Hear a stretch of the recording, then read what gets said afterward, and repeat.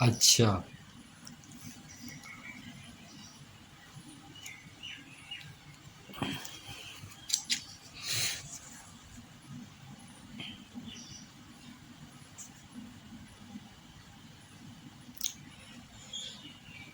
तो मेरे प्यारे दोस्तों, आइए कुछ बातें करते हैं। देखिए, बात करना बहुत ज़रूरी है। अगर हम बात नहीं करेंगे तो जो चीज़ें हैं वो वैसी की वैसी बनी रहेंगी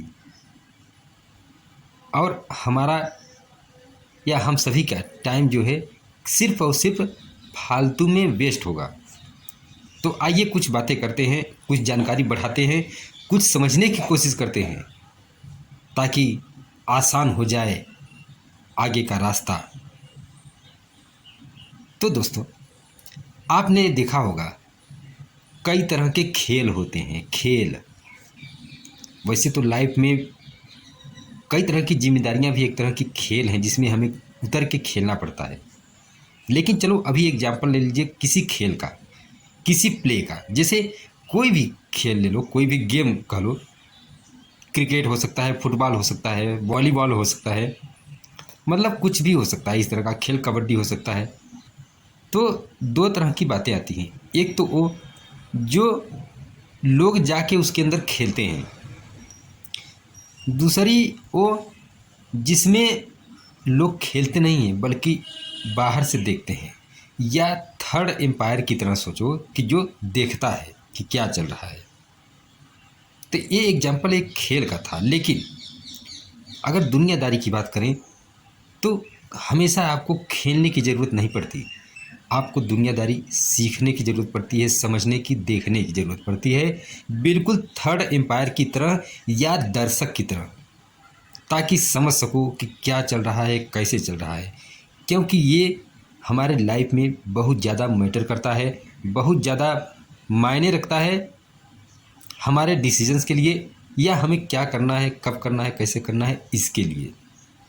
तो आप यकीन के साथ समझ सकते हैं कि ज़रूरी नहीं कि आप खेल का हिस्सा ही बनो, खेल को समझना भी आना चाहिए।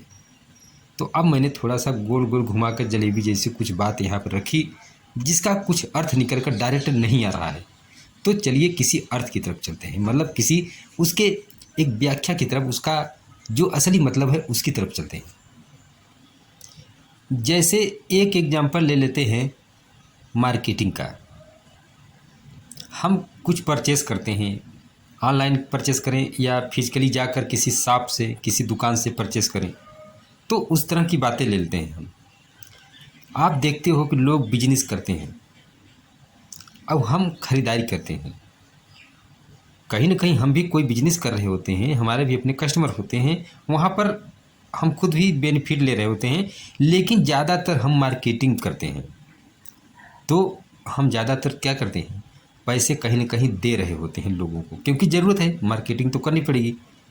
लेकिन अगर इसको एनालिसिस नहीं करते हो, इसको आप समझने की कोशिश नहीं करते हो कि किस तरह से बिजनेस किया जा रहा है, तो हम थोड़ा ज़्यादा शिकार हो जाएंगे। मतलब कहीं ना कहीं अननेसेसरी हमारा धन जो है इस तरह से फालतू चीज़ों में जा सकता है।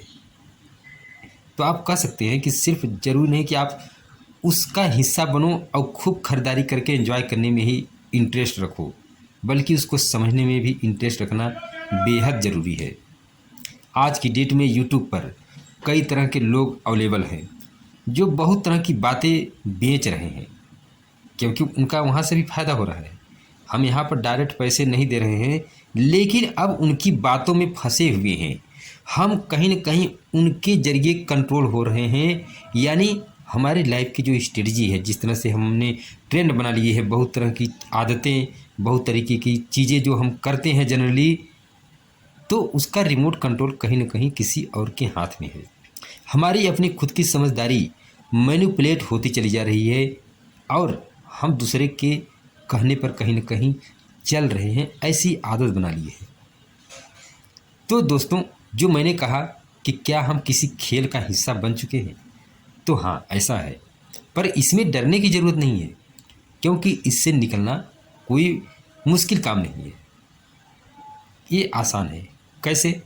जब आप इसको एनालिसिस करोगे, आप इस पर डाउट करो, जिसको कहते हैं अलर्ट होना। अलर्ट होना मतलब आपको इन पर डाउट हो, इन पर विचार करो, एनालिसिस करो कि किस तरह से चीज़ें आपको प्रभावित कर रही हैं, क्या क्या मिस्टेक जनरली आपसे हो रहे हैं। मिस्टेक मतलब जिनसे आपकी जो इनकम है, या फिर ये कहिए कि जो आपकी इकोनॉमिक कंडीशन है वो, या कहिए सीधे सीधे खर्चे जो हैं आपके, वो कंट्रोल से बाहर हो जाते हैं, अप डाउन हो जाता है। हालांकि महंगाई बढ़ रही है, लेकिन उसके बावजूद भी जो दिमाग लगा पा रहे हैं वो दिमाग लगा के बिजनेस कर रहे हैं, लेकिन हम उसके अंदर घुस कर चूँकि जी रहे हैं, हम खुद उनके बिजनेस का शिकार हैं, तो हम अपने आप को सुरक्षित नहीं कर पाएंगे जब तक कि विचार नहीं करेंगे कि किस तरह से मार्केट चल रहा है। अब अगर कस्टमर ऐसा करे तो निश्चित रूप से उनका बिजनेस तो चलेगा ही, थोड़ा सा कम चलेगा या ज़्यादा चलेगा, लेकिन इससे हम भी सुरक्षित रहेंगे और आगे चलकर हम खुद भी बिजनेस करेंगे तो हम भी फ़ायदे कमाएंगे। लेकिन फिर हमें अगेन तैयार रहना होगा कि कस्टमर की अवेयरनेस और उसकी भी जागरूकता ज़रूरी है मेरे तरह ही। तो ये दोनों तरफ से एक चैलेंजिंग बातें हैं, तो ये हमारे लिए आसान तब बनेंगी जब हम इनको समझेंगे। तो बात घूम कर वहीं आती है जो मैंने स्टार्टिंग में कहा था कि ज़रूरी नहीं कि खेल का आप हिस्सा ही बनो, आप खुद जाके उसमें खेलो ही। उसमें खुद जाके खेलना निश्चित रूप से थोड़ा अच्छा लग सकता है, लेकिन हमेशा ये काम नहीं आता है। कई बार दूर रहकर थर्ड एम्पायर की तरह या दर्शक की तरह उस खेल को देखकर समझना, जानना और वहाँ से कुछ सीखना भी एक अहमियत रखता है दोस्तों, यानी यह बात भी मायने रखती है। इसीलिए मैंने वो एग्जाम्पल लिया था। अब देखिए, समझाने के बहुत आसान तरीके भी होते हैं, कॉम्प्लिकेटेड तरीके भी होते हैं, या यूँ कहिए कि घुमा फिरा कर किसी बात को सिद्ध करने के थोड़ा डिफरेंट तरीके भी हो सकते हैं।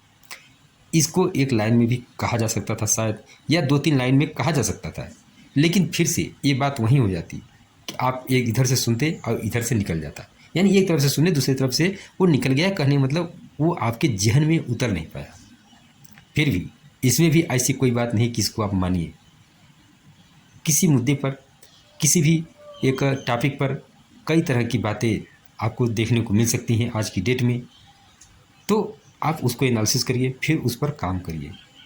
तो अंतिम में कहने का मतलब ये निकलता है कि हमेशा घास छीलने से काम नहीं होगा। अब देखिए, घास छीलने वाली जो बात मैंने की है ये थोड़ा अजीब लगेगा, लेकिन एक्चुअली वही है कि हमेशा और हर किसी के लिए घास छीलने जैसा काम करने की ज़रूरत नहीं है। घास तो उनको काटना चाहिए, उनको छीलना चाहिए जिनको घास की ज़रूरत है, या कई बार हम सफाई करते हैं तो घास छीलते हैं, तो वहाँ पर ज़रूरत है। लेकिन हम बैठकर टाइम वेस्ट करते हुए अगर घास छीलने जैसा अपना टाइम वेस्ट कर रहे हैं फालतू में, अगर उस घास का कोई यूज नहीं है तो हम घास छील रहे हैं तो बेकार है। ये एक व्यंग्यात्मक बात है, लेकिन यहाँ से सीखने को मिलता है कि निश्चित रूप से हमें ढंग का काम करना चाहिए। ढंग का काम मतलब फिर से वही बात, ज़रूरी नहीं कि आप कुछ फिजिकल वर्क करो। काम वो भी है जब आप कुछ चीज़ों को समझो, पैटर्न को समझो, क्या चल रहा है, क्या ट्रेंड है, क्या डिमांड है, किस तरह की सप्लाई है मार्केट में, किस तरह की रिक्वायरमेंट है और कितनी चीज़ें अवेलेबल हैं। उन सबको एनालिसिस करके फिर अपने डिसीजन को बेहतर बनाना है। इसे एक अच्छे लेवल की मैच्योरिटी कह सकते हैं, और इसको अचीव करने के लिए हमें हमेशा कोशिश करना चाहिए, क्योंकि यही हमारे पेरेंट्स भी अब तक करते आए हैं। इसीलिए वो सस्टेन कर रहे हैं, इसीलिए वो बना कर रखे हुए हैं किसी न किसी तरीके से। इसलिए हमें भी जागरूक होकर उनसे भी बेहतर बनने की कोशिश करनी चाहिए। इसीलिए ये बातें मैंने आज आप लोगों के साथ साझा की है दोस्तों। इसमें कोई नई बात नहीं है, ये बातें आप खुद भी कहीं ना कहीं जानते ही हो, लेकिन उस बात को फिर से रिमाइंड करना, फिर से उस पर विचार करना, ये मायने रखता है दोस्तों।